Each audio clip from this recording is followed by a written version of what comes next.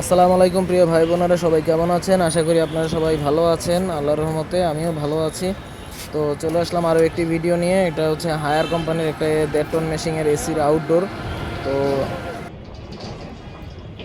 এই হায়ার এসিটা আমরা আউটডোর মেশিনটা নিয়েছিলাম আমাদের ওয়ার্কশপে কাজ করার জন্যে।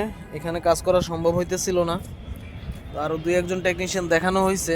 তো ইনশাল্লাহ আমরা এটা সমাধান করে নিয়ে আসছি। এখন আমরা আছি গুলশান 2-এ, এই বিল্ডিংয়ের পাশে। এই যে আমরা রশি ফালানো হয়েছে, আমাদের যে টেকনিশিয়ান আছে সে এখন নামবে, তারপর আমরা কাজ করব।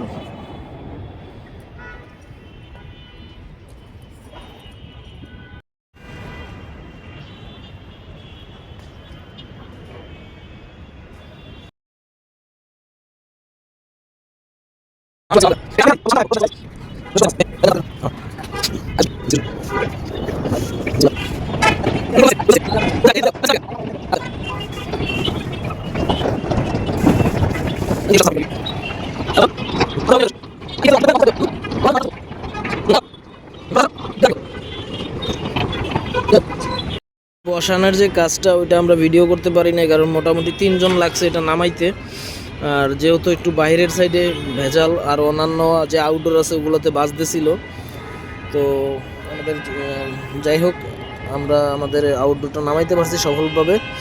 এখন আমাদের যে টেকনিশিয়ান আছে ওদের আমরা এই গ্যাস নিয়ে আসছি R22 আর R410। তো R410 গ্যাসটা দিয়ে আমরা ইনডোরটার একটু ফ্লাশ করব, যদি অয়েল টয়েল থাকে, কোনো ময়লা টয়লা থাকে সেক্ষেত্রে।